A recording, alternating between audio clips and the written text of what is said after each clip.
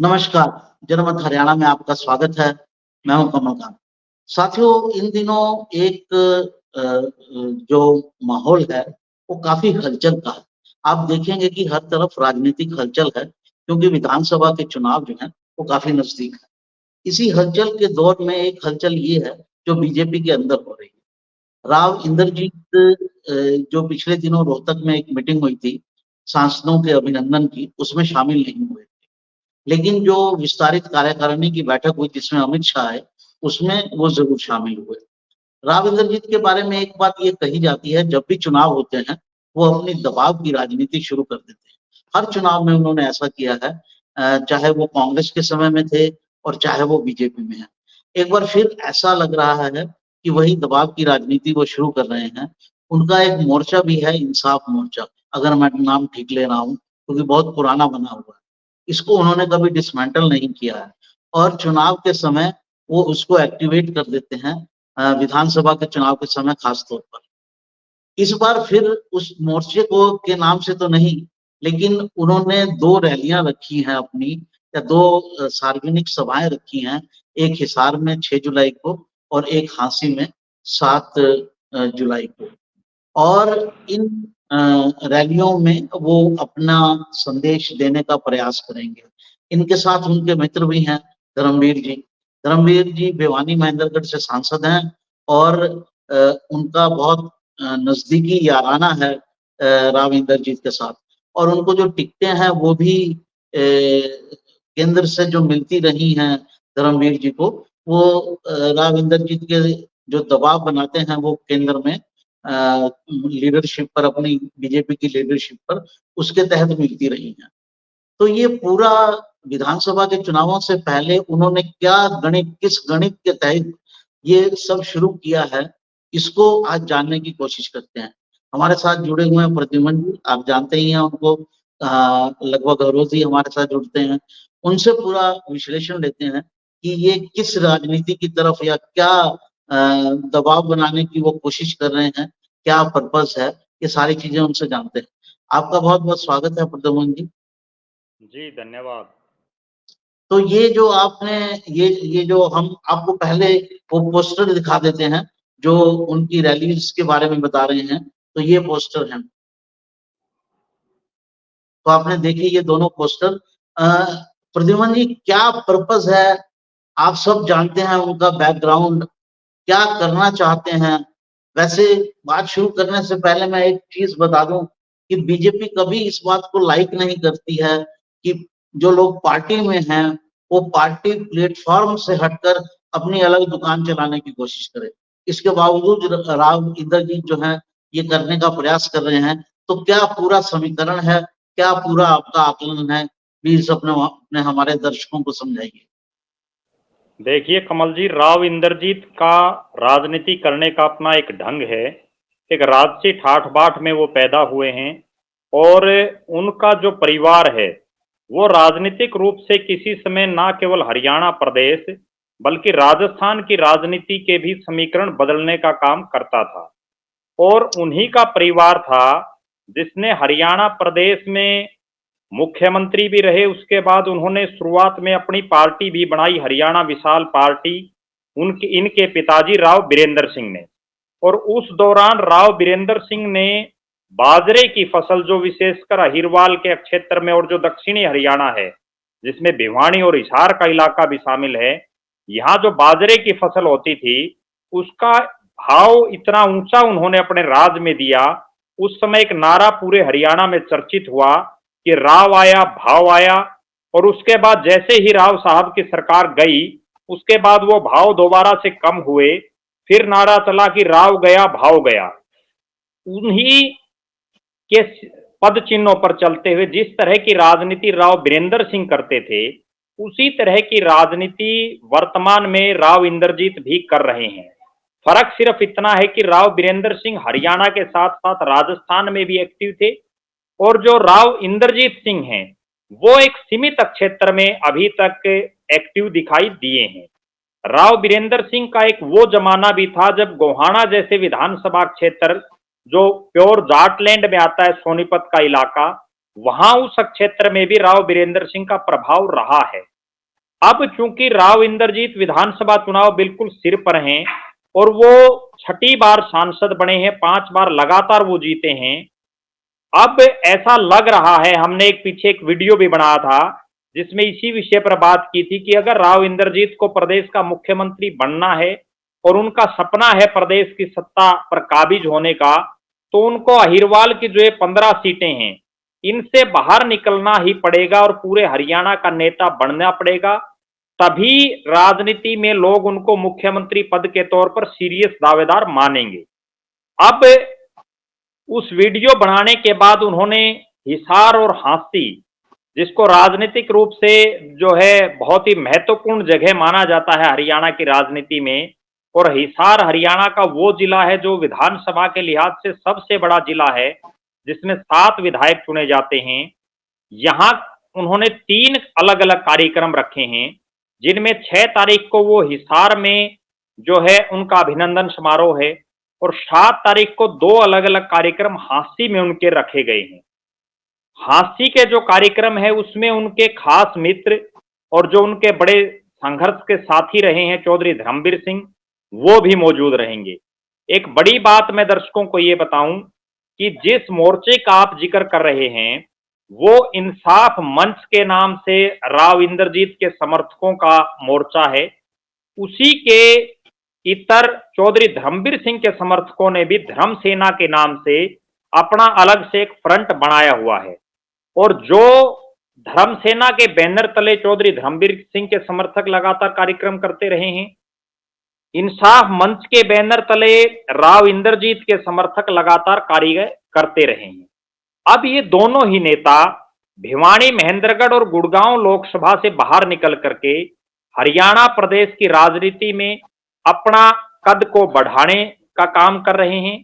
जहां तक आपने सवाल पूछा कि भारतीय जनता पार्टी इस तरह की जो ये गतिविधियां करेंगे तो उसको क्या सहन कर पाएगी, राव इंद्रजीत इकलौते ऐसे नेता हैं जो बीजेपी की अधिकतर मीटिंगों में नहीं आते।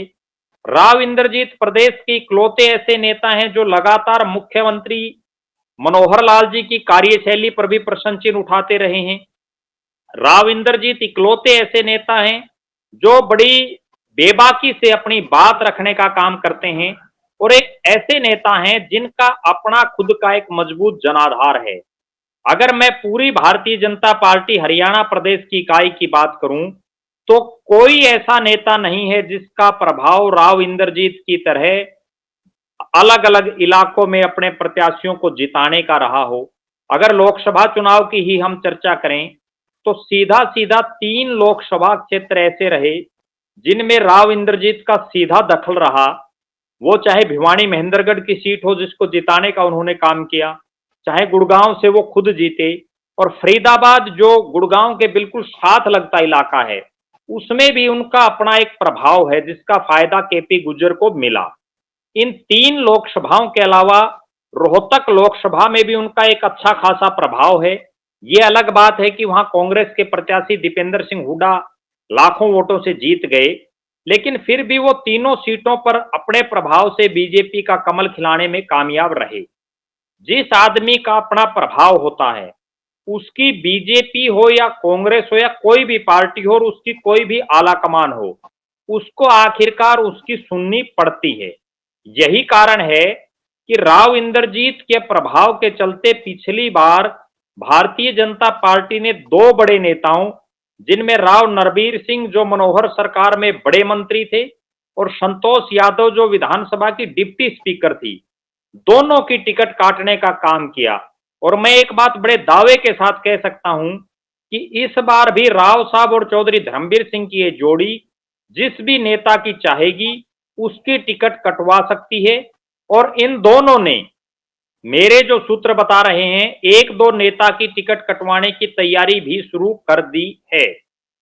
अब राव इंद्रजीत और धर्मवीर सिंह चूंकि दोनों का अपना एक प्रभाव है, इसलिए पार्टी का शीर्ष नेतृत्व भी उनकी बातों को बड़ी गंभीरता से सुनता है। और चूंकि अभी नायब सिंह सैनी और मनोहर लाल खट्टर जी की अगुवाई में जो चुनाव लड़ा गया जिसमें 5 सीटें बीजेपी हार गई, अब तो वैसे भी भारतीय जनता पार्टी हरियाणा प्रदेश में बैकफुट पर दिखाई दे रही है, तो कहीं ना कहीं उनको अब राव साहब की और चौधरी धर्मवीर सिंह की बातों को और ज्यादा वेट देना होगा। जी। प्रद्युमन जी, आपने एक बात कही, उस पर मैं सवाल बाद में पूछता हूँ। पहला जी। सवाल ये आपसे, क्या धर्मवीर जी और राव इंद्रजीत अलग से पार्टी के अंदर एक प्रेशर ग्रुप या एक प्रभावी ग्रुप बनाने की कोशिश कर रहे हैं बीजेपी के अंदर, ताकि वो अपने इलाके में, एक तरह से देखा जाए तो मैं स्टडी कर रहा था तो मुझे दिखा कि लोकसभा की 4 ऐसी सीटें हैं जहां पर इनका प्रभाव या यादव समाज के वोट मिलते हैं। उसमें हिसार भी है, जिसमें 2-3 सीटें में काफी यादव वोट हैं, 5% से ऊपर यादव वोट हैं। उसमें भिवानी महेंद्रगढ़ भी है, उसमें रोहतक का कोसली और झज्जर का इलाका भी है, और उसमें गुड़गांवा तो है ही। और आप बता रहे हैं कि फरीदाबाद में भी है। फरीदाबाद में यादव वोट तो इतना नहीं है, अलग से इन्फ्लुएंस चाहे उनका होता हो। तो क्या इन इलाकों में, इन 4 सीटों में कम से कम, और चौधरी धर्मवीर सिंह का अपना भिवानी महेंद्रगढ़ से तो वो सांसद हैं ही, और आसपास का जो इलाका होता है उसमें प्रभाव हो ही जाता है। तो क्या ये दोनों मिलकर अपना एक बीजेपी में अलग प्रेशर ग्रुप बना रहे हैं? देखो, मुझे ऐसा लगता है कि इस बार के लोकसभा चुनाव में दोनों ही नेताओं का, बीजेपी के कई नेताओं ने अंदर खाते इन दोनों की खिलाफत की है। हालांकि दोनों ही नेताओं ने पार्टी के शीर्ष नेतृत्व से इस तरह की कोई शिकायत नहीं की है, लेकिन जो रिपोर्टें आ रही हैं और जिस तरह का परिणाम रहा है, बीजेपी में ही शामिल कुछ नेताओं ने इनके साथ गड़बड़ करने का काम किया है। और ये दोनों नेता इस बात में माहिर हैं, जो इनके साथ जैसा करता है उसके साथ ये नेता वैसा ही सलूक करते हैं। अब मुझे ऐसा लग रहा है कि पिछली बार और उससे पहले भी इन दोनों नेताओं ने गुड़गांव और भिवानी महेंद्रगढ़ लोकसभा क्षेत्र में अपने साथियों को टिकट दिलवाने का काम किया। इस बार ये दोनों नेता इन दोनों लोकसभा क्षेत्रों से बाहर निकल करके इनके प्रभाव के जो अन्य क्षेत्र हैं उसमें कहीं ना कहीं अपने साथियों को टिकट दिलवाने के लिए पूरा दबाव पार्टी के आला कमान पर बनाएंगे। और उसी का ये परिणाम है कि वो हिसार और हांसी दोनों जगह कार्यक्रम कर रहे हैं। मैं दर्शकों को एक बात और बता दूं, चौधरी धर्मवीर सिंह भिवानी से ये जो 3 चुनाव उन्होंने लोकसभा के लड़े हैं, इनसे पहले भी वो 2 बार भिवानी लोकसभा से चुनाव लड़ चुके हैं। और उस समय का जो भिवानी लोकसभा क्षेत्र था वो परिसीमन से पहले का था। उसमें हिसार लोकसभा के वर्तमान के बवानीखेड़ा, नलवा, आदमपुर और हांसी, ये जो चारों हलके थे, ये उस समय भिवानी लोकसभा क्षेत्र में आते थे। तो कहीं ना कहीं चौधरी धर्मवीर सिंह का हिसार और भिवानी पार्लियामेंट में अपना खुद का एक प्रभाव है। पीछे ये भी चर्चाएं थी कि धर्मवीर सिंह को भिवानी की बजाय हिसार से भी चुनावी मैदान में पार्टी उतार सकती है, और उसको लेकर के वो लगातार इस क्षेत्र में सक्रिय भी रहे, कई कार्यक्रमों में वो शामिल भी रहे। आज भी वो पूरी हिसार लोकसभा में जो उनके संघर्ष के साथी हैं, उनके दुख सुख में जाते रहते हैं। जहां तक आपने सवाल उठाया कि ये जो दोनों नेता हैं, आज के दिन की हरियाणा की बीजेपी में मेरा ऐसा मानना है कि इन दोनों नेताओं की जो जुगलबंदी है, उससे बड़ा प्रदेश में कोई जुगलबंदी किसी नेता की दिखाई नहीं दे रही। दोनों की आपसी सोच मिलती है और दोनों को एक दूसरे की जरूरत भी है। और जरूरत इसलिए है कि भिवानी महेंद्रगढ़ लोकसभा में राव इंद्रजीत का अपना एक वोट बैंक है, जबकि गुड़गांव पार्लियामेंट के सोहना हलके से चौधरी धर्मवीर सिंह खुद विधायक रह चुके हैं, तो लिहाजा उनका भी उस इलाके में अपना एक प्रभाव है। और राव इंद्रजीत को जाट वोट चाहिए, चौधरी धर्मवीर सिंह को अहिर वोट चाहिए। इसलिए दोनों में आपसी सामंजस्य और आपसी समझ है। ये दोनों ही नेता पुराने कांग्रेसी भी रहे हैं, कांग्रेस के समय ये इन्होंने इकट्ठी राजनीति भी की है। तो कहीं ना कहीं दोनों की जुगलबंदी हरियाणा प्रदेश की राजनीति में एक नया रंग दिखा सकती है, ये अगर कहा जाए तो कोई अतिशयोक्ति नहीं होगी। जी। कि क्या आपको लगता है कि गुड़गामा और भिवानी महेंद्रगढ़ सीट से हटकर ये और इलाकों में भी अपनी पसंद के उम्मीदवारों को एडजस्ट करने की कोशिश करेंगे? देखो, निश्चित रूप से कोशिश करेंगे और उसके लिए ये प्रयास कर रहे हैं लगातार। इससे पहले भी जो कोसड़ी विधानसभा क्षेत्र है, वहां राव इंद्रजीत के कहने से ही लगातार टिकटें मिलती रही हैं। अब मुझे ऐसा लगता है कि चौधरी धर्मवीर सिंह का प्रयास रहेगा नलवा और हांसी विधानसभा क्षेत्र दोनों से अपने मनपसंद किसी साथी की मदद करने का, और जो राव इंद्रजीत सिंह हैं उनका रहेगा कोसड़ी के अलावा झज्जर जो है, झज्जर शहर की जो सीट है उस पर वो अपनी किसी पसंदीदा उम्मीदवार को चुनावी मैदान में उतारना जरूर चाहेंगे। और मेरे पास एक सूचना और जो है वो ये है कि जिस तरह से इंसाफ मंच जब राव इंद्रजीत सिंह ने बनाया, तो उस समय उन्होंने हिसार, सोनीपत, फरीदाबाद, इन तमाम कुरुक्षेत्र, इन 4 अलग अलग इलाकों में अहिरवाल से बाहर बड़ी जनसभाएं की थी और इन चारों ही क्षेत्रों में हजारों लोग उनकी जनसभाओं में उस समय आए थे। उन्होंने अपने इंसाफ मंच के पदाधिकारी भी इन तमाम इलाकों में बनाए हुए हैं जो आज भी एक्टिव हैं। अब मेरे पास जो सूचना है उसके मुताबिक राव इंद्रजीत सिंह एक बार फिर से हरियाणा प्रदेश में भिवानी, महेंद्रगढ़ और गुड़गांव के अलावा, चाहे वो हिसार हो जहां उन्होंने अपने कार्यक्रम रख दिए हैं, इसके बाद वो फतेहाबाद से लेकर के सोनीपत, कुरुक्षेत्र, फरीदाबाद, रोहतक, झज्जर, इन तमाम इलाकों में भी अपने कार्यक्रम करने का मन बना चुके हैं। और जो उनकी टीम है, जो उनके साथी हैं, वो बाकायदा इस विषय पर होमवर्क उन्होंने करना शुरू कर दिया है। जी। एक नया सवाल और इससे मैं ये उठता है। जी, एक बोलिए। बात बीच में और जोड़ना चाहूंगा, जिन जी, इलाकों में राव साहब और चौधरी धर्मवीर सिंह अपने साथियों की टिकट के लिए प्रयास कर रहे हैं, उन जी, इलाकों में बेशक बीजेपी के विधायक हों या बीजेपी के हारे हुए प्रत्याशी हों, उन तमाम लोगों का विरोध लोगों में शुरू हो चुका है। लोगों में उनकी जो नापसंदगी है वो जग जाहिर दिखाई दे रही है। चाहे वो हांसी के विधायक विनोद भ्याणा की बात करें, चाहे हांसी नलवा के विधायक रणबीर सिंह गंगवा की बात करें। जब लोकसभा का चुनाव था तो भी इन दोनों ही नेताओं का चौधरी रणजीत सिंह के साथ जब ये गए तो इनका विरोध हुआ।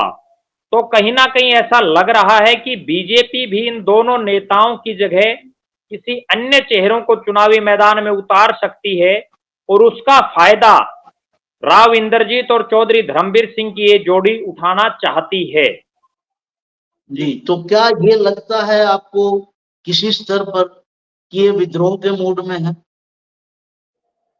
ये देखो, दोनों नेता राव इंद्रजीत और चौधरी धर्मवीर। विद्रोह के मूड में नहीं कह सकते।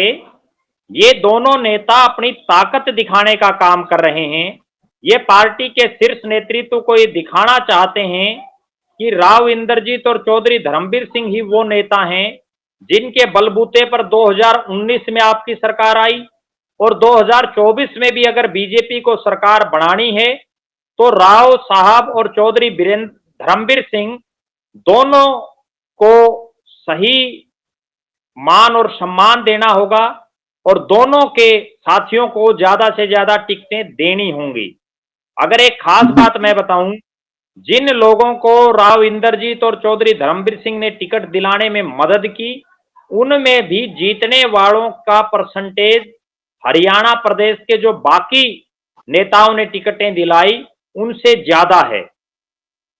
जी, क्या हम इसको उदाहरण से समझा सकते हैं?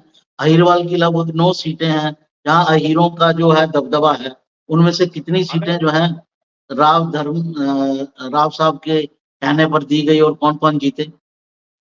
अगर उदाहरण के तौर पर हम देखें, सबसे बड़ा उदाहरण अटेली विधानसभा क्षेत्र है जहां संतोष यादव, जिसको 72-73 हजार वोट मिले, और वो एक तरफा जीती थी, उनकी टिकट काट करके एक बहुत ही साधारण कार्यकर्ता सीताराम यादव को टिकट दी और सीताराम को एक तरफा दोनों नेताओं ने जिताया। नारनौल की बात करें, ओम प्रकाश यादव बहुत ही साधारण कार्यकर्ता, एक एडीओ से रिटायर्ड, उनको विधायक बनाने का काम भी किया, मंत्री बनाने का भी काम किया। इन दोनों ही नेताओं ने, अगर बात करें हम बावल विधानसभा की, डॉक्टर बनवारी लाल को जिताने का काम किया। राव इंद्रजीत ने कोसड़ी में पहले विक्रम सिंह ठेकेदार को और उसके बाद लक्ष्मण यादव को जिताने का काम किया। हाँ, एक बड़ी बात ये जरूर रही, एक चूक जो इनसे रही वो ये रही कि रेवाड़ी शहर की जो सीट है, वहां राव साहब अपनी बेटी आरती राव के लिए टिकट मांग रहे थे, लेकिन आरती राव की जगह बीजेपी ने राव साहब के खासम खास नेता को टिकट दी, लेकिन वो कुछ एक वोटों के अंतर से कैप्टन अजय सिंह यादव के बेटे चिरंजीव राव से चुनाव हार गए। इनके अलावा अगर हम बात करें भिवानी जिले की, तो जिस जिसकी भी मदद चौधरी धर्मवीर सिंह ने करने का काम किया, उन सबको जीत हासिल हुई। और किसी नेता के साथ अगर वो खुल करके नहीं लगे, एक बहुत बड़ी बात मैं आपको बताऊं, जिन भी नेताओं के साथ राव इंद्रजीत और चौधरी धर्मवीर सिंह इन तमाम इलाकों में खुल करके नहीं लगे, उनमें से अधिकतर की हार हुई। चाहे वो बारडा के विधायक, पूर्व विधायक जो उस समय के विधायक थे सुखविंदर मांझी, वो हारे हों, चाहे तोशाम से बीजेपी के प्रत्याशी शशि परमार हारे हों, या इक्का दुक्का और भी नेता हैं जिनकी हार इसमें पिछले चुनाव में हुई। तो मेरा ऐसा जी मानना है कि राव जी इंद्रजीत और चौधरी धर्मवीर सिंह की जोड़ी जिस भी नेता को चाहे उसको जिता सकती है, जिस भी नेता को चाहे उसको हरा भी सकती है। जी जी ये विषय अलग है, इधर है, लेकिन क्या आपको लगता है कि चौधरी धर्मवीर सिंह का जो प्रभाव है वो अपने इलाके के जाट समुदाय में है? क्योंकि लोकसभा के चुनाव परिणामों को अगर देखा जाए तो उनकी जीत तो उस इलाके से होती है जहां अहीर बहुलता में है। तो जाट समुदाय का कुछ वोट तो मिलता है, लेकिन खुला वोट नहीं मिलता है। क्या कहना है देखो, आपका?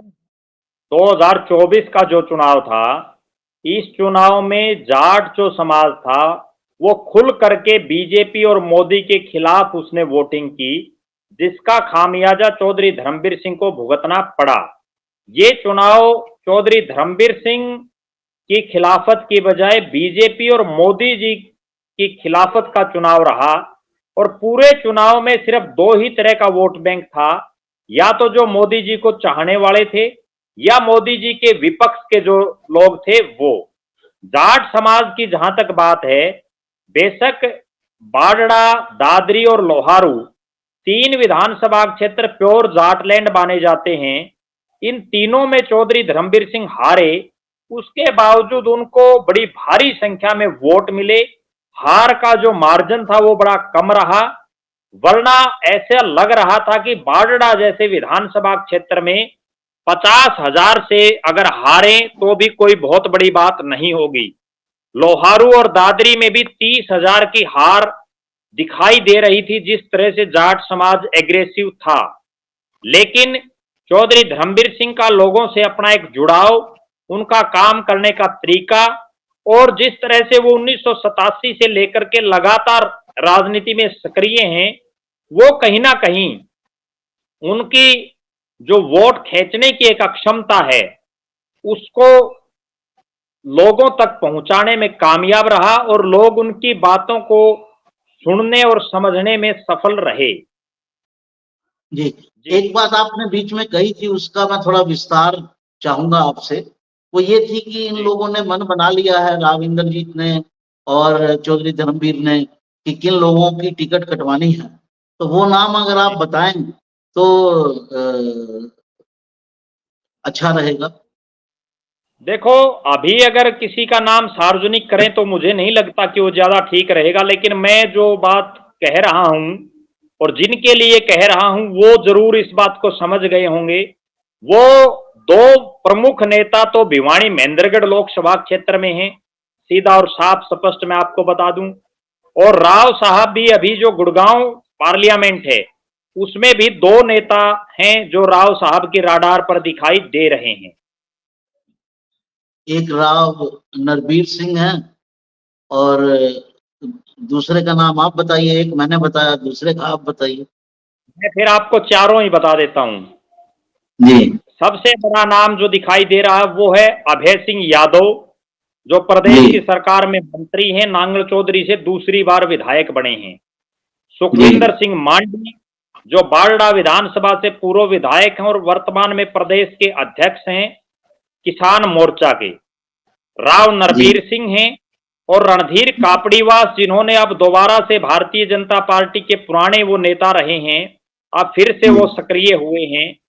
ये चारों नेता, मुझे ऐसा लग रहा है कि राव इंद्रजीत और चौधरी धर्मवीर सिंह हर हालात में चाहेंगे कि इनकी टिकट कटे और उसके लिए वो प्रयास भी करते हुए दिखाई देंगे। जी, इसीलिए वो बहुत सक्रिय हो रहे हैं, जैसा कि हमने जी, देखा, जो हमारी चर्चा का विषय भी था। तो दर्शकों, और आपने सबसे जी पुख्ता जो बात इस बात पर हो जाती है कि पिछले चुनाव में जिन लोगों ने गड़बड़ इनके साथ की थी, उनकी टिकटें कटवाने में ये दोनों नेता कामयाब हो गए थे। तो कहीं ना कहीं हो सकता है इस बार भी ये कामयाब हो पाएंगे या नहीं, ये तो समय बताएगा। जी, तो दर्शकों, जैसा हमने आपको पहले बताया था कि हर चुनाव से पहले राव इंद्रजीत अपने मंच को या अपनी सक्रियता बढ़ा देते हैं। प्रदेश इकाई पर, चाहे वो कांग्रेस में भी थे, तब भी दबाव बनाते थे और अपनी बात मनवाते थे, और चाहे वो बीजेपी में हैं, यहाँ पर भी नेतृत्व पर दबाव बनाते हैं और अपनी बात मनवाते हैं।